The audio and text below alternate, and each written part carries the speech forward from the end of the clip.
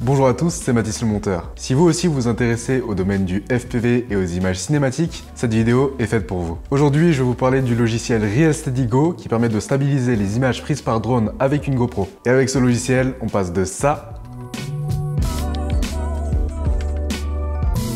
à ça. Alors, comment est-ce que ça marche? On voit ça tout de suite après le générique.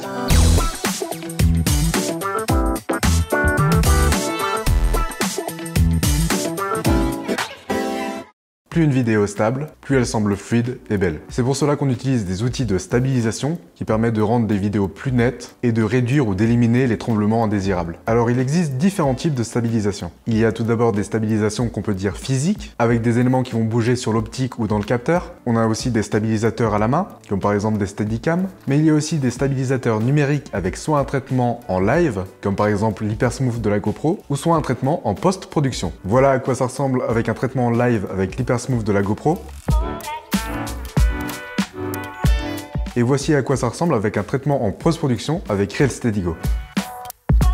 Real Steady Go est un logiciel de stabilisation qui fonctionne dans ce deuxième cas en post-production. Alors, comment est-ce que ça fonctionne? Le logiciel synchronise les données du gyroscope de la GoPro avec la vidéo pour stabiliser les plans. L'avantage, c'est qu'il est vraiment très simple à utiliser et qu'il permettra d'avoir la meilleure stabilisation possible avec des images qui bougent beaucoup comme en FPV. Au niveau compatibilité, Real Steady Go marche avec presque toutes les GoPro depuis la GoPro Hero 5. Cependant, certaines GoPro sont moins bien compatibles avec Real Steady. Par exemple, la GoPro Hero 5 Session ou la GoPro 7 ont des gyroscopes qui sont moins bien calibrés ou mal isolés des hautes fréquences et il est possible d'avoir des bugs lors du rendu de la vidéo et de la stabilisation. C'est pour cela qu'on utilise des supports qui sont soft montés pour ces deux caméras pour limiter les vibrations. Les meilleures GoPro qui sont compatibles avec Real Steady actuellement, c'est la GoPro 8 et la GoPro 9, mais on a également la GoPro 6 qui est très recherchée sur le marché du FPV. Et avec ces caméras, vous êtes quasiment certain d'avoir de très bons résultats. Enfin, faut apprendre à piloter du FPV aussi quand même un peu.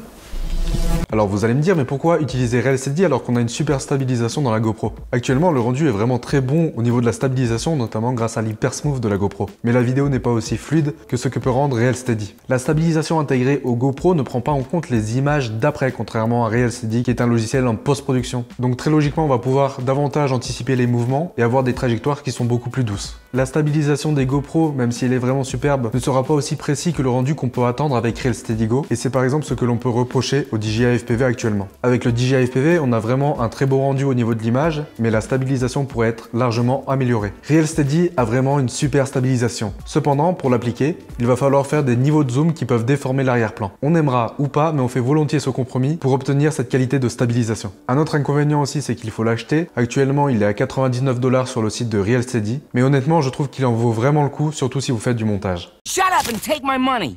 Alors il faut savoir aussi que quand même le temps de traitement est relativement long. Avec un vieux PC, ça risque d'être assez difficile, mais avec une configuration comme la nôtre, on peut avoir plusieurs stabilisations en même temps. Pour info, on a un Ryzen 9 3900X, est-ce qu'on peut dire qu'on est bien? Et surtout sur le plus gros des PC, on a 128 Go de RAM parce que ça bouffe énormément de RAM Real Steady Go.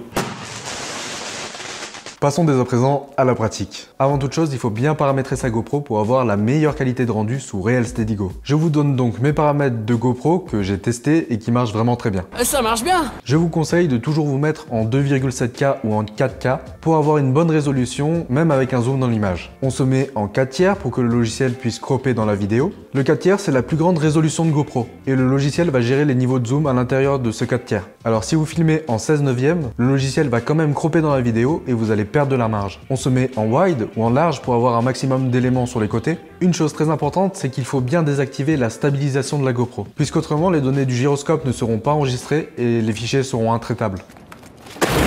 Enfin, pour les autres paramètres, je vous conseillerais de mettre le débit au maximum et de bien régler tous vos paramètres de colorimétrie selon vos besoins de tournage. Et c'est parti, vous êtes prêts à faire des plans incroyables. Et maintenant, on va passer sur le logiciel. Alors, vous allez cliquer sur le logiciel et vous arriverez sur cette interface. Vous pouvez charger des vidéos à partir de Load Vidéo et vous sélectionnez le fichier de la vidéo.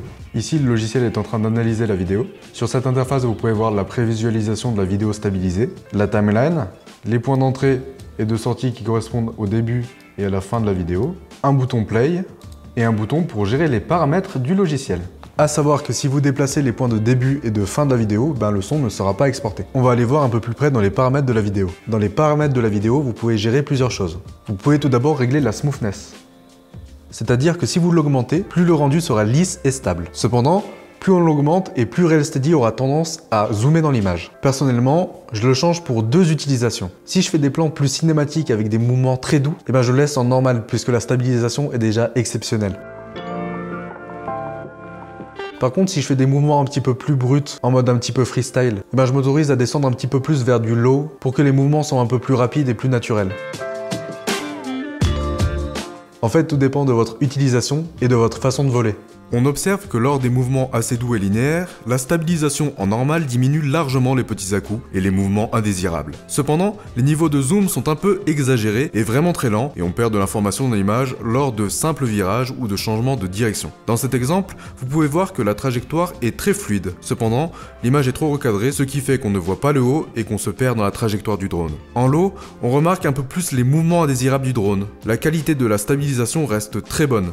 Les changements de direction rapides sont plus brusques, mais l'avantage c'est que l'image est moins zoomée. Si on le compare avec l'exemple précédent, on remarque que le drone décroche un peu de sa trajectoire, mais que le zoom est moins conséquent. Si on met les images côte à côte, on voit bien sur quoi agissent les paramètres du logiciel. À droite, en normal, l'image est beaucoup plus zoomée et fluide. À gauche, en low, l'image est moins stable, mais moins zoomée, et on peut se permettre de faire des mouvements plus naturels sans que le logiciel zoome trop. Tout dépend donc de ce que vous filmez et du rendu que vous souhaitez. Si c'est plutôt doux et linéaire, je vous conseille de vous mettre en normal pour avoir des images super fluides, mais dès lors que vous faites des images avec plus de mouvements, n'hésitez pas à baisser la smoothness pour avoir un rendu plus naturel, notamment lors des virages ou des changements de direction, sans qu'il n'y ait de zoom trop important. Vous pouvez choisir également de bloquer la vidéo sur l'horizon. Mais en FPV, je ne pense pas que ça soit très pertinent puisqu'on utilise souvent l'axe du roulis, le roll. On a également une option de timelapse si vous choisissez plus tard d'accélérer vos vidéos. La smoothness et la vitesse du zoom seront alors très élevées pour que vous puissiez accélérer les plans par 10 et que ça reste fluide. Vous pouvez également gérer la vitesse du zoom dans l'image.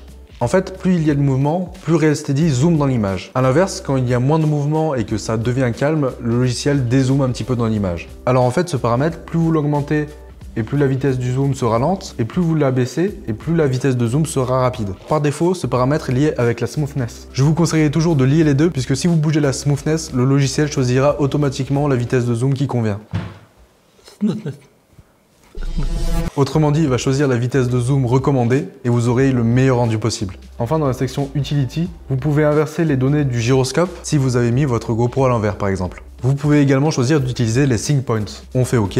Et là, le logiciel va recalculer pour analyser les images. Alors les sync points, ce sont les petits curseurs verts qu'on voit apparaître sur la timeline. Alors les sync points, c'est quoi? Ce sont des points à mettre sur la timeline qui synchronisent les données du gyroscope et les images analysées par Real Steady. Ils se font presque automatiquement sur la GoPro 8 et la GoPro 9, mais il se peut parfois qu'il y ait une perturbation du gyroscope, auquel cas il faut les mettre à la main, comme les GoPro précédentes. Alors il est très conseillé de mettre les sync points lors des mouvements qui sont très linéaires, très doux, très droits. Par exemple, ici le logiciel l'a fait automatiquement et vous pouvez voir que c'est un mouvement qui est vraiment très droit.